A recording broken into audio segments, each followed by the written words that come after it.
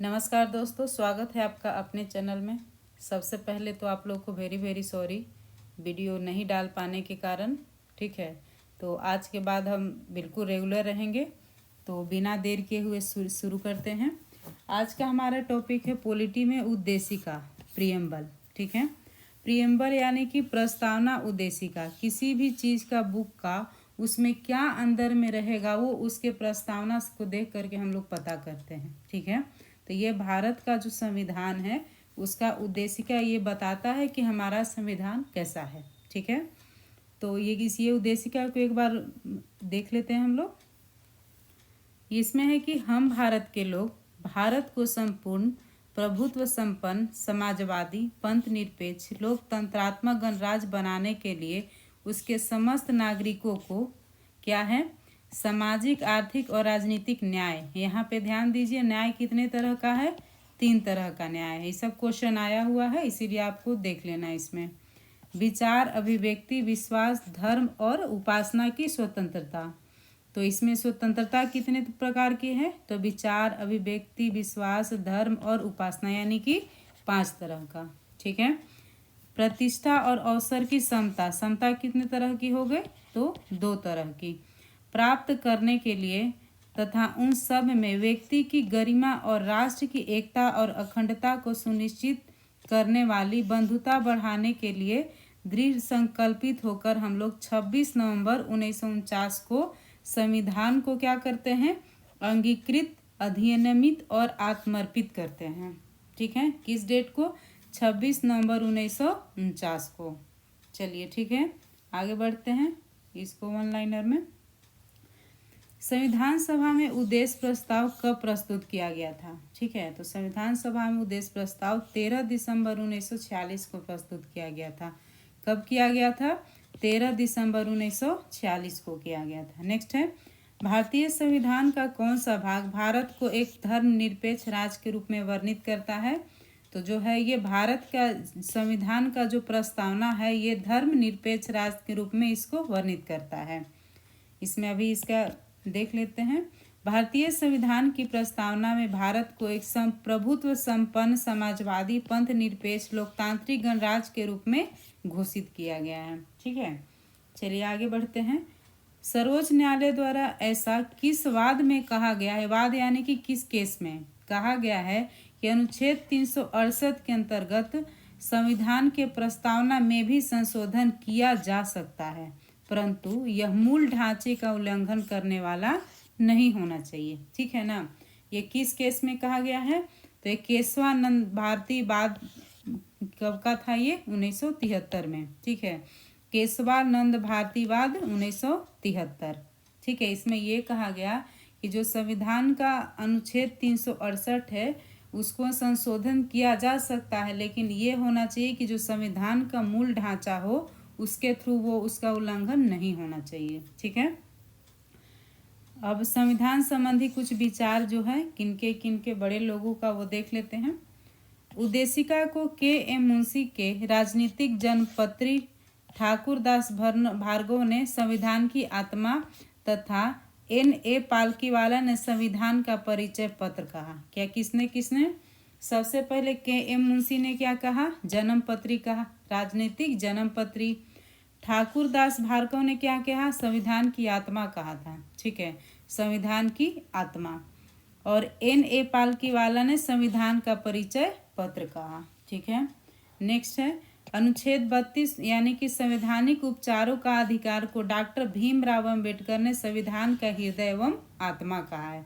अनुच्छेद 32 को B.R. अम्बेडकर जी ने संविधान के हृदय एवं आत्मा कहा। क्लियर है? नेक्स्ट है सर अर्नेस्ट बार्कर ने प्रस्तावना को संविधान का परिचय पत्र कहा। सर अर्नेस्ट बार्कर ने प्रस्तावना को संविधान का परिचय पत्र कहा। चलिए आगे बढ़ते हैं और देखिए, गोलकनाथ बनाम पंजाब राज्य के मामले में न्यायमूर्ति M. हिदायतुल्ला ने उद्देशिका को संविधान की मूल आत्मा कहा। किस केस में?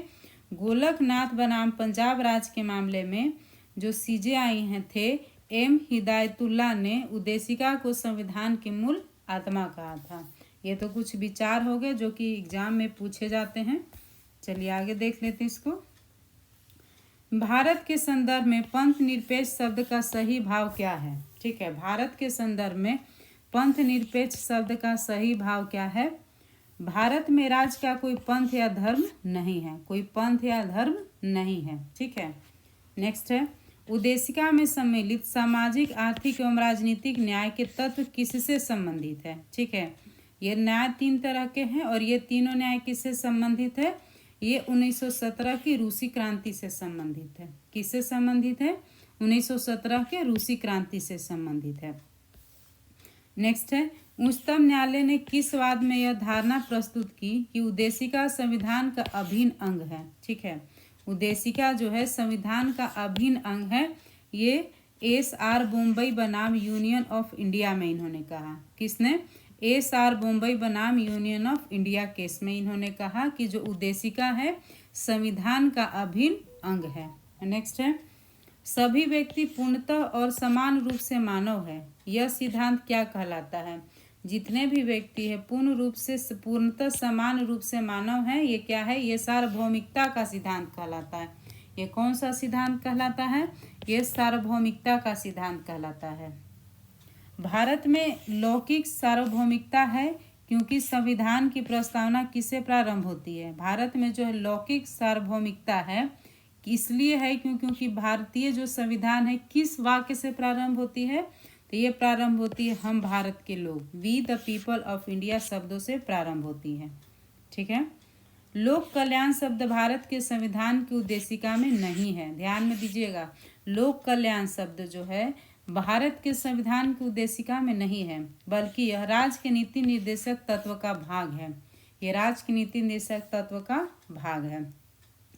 किस संविधान संशोधन के द्वारा भारतीय संविधान की उद्देशिका में संशोधन किया गया था? ठीक है, कब? 42वें संविधान संशोधन के द्वारा। तो 42वां संविधान संशोधन कब हुआ था? तो ये हुआ था 1976 में। ध्यान में दीजिएगा, एक 42वां और 44वां में कंफ्यूज नहीं होना है। 42वां संविधान पूछ रहा है तो 4 + 2 6 कर देंगे, 1976 हो जाएगा। 44वां संविधान संशोधन बोलेगा तो 4 + 4 कर देंगे, 1978 हो जाएगा। ठीक है, कंफ्यूज नहीं होना इसमें। आगे बढ़ते हैं। भारतीय संविधान की प्रस्तावना जिन आदर्शों एवं उद्देश्यों की रूपरेखा दी गई है उसका विस्तार कहाँ है? ठीक है ना, विस्तार यानी कि उसके बारे में विस्तृत रूप से जानकारी और उसको न्याय कहाँ दी गई है? तो ये मूल अधिकारों में इसके बारे में जानकारी है। राज्य के नीति निर्देशक सिद्धांतों एवं मौलिक कर्तव्यों के अध्याय में इसके बारे में विस्तृत जानकारी दी गई है।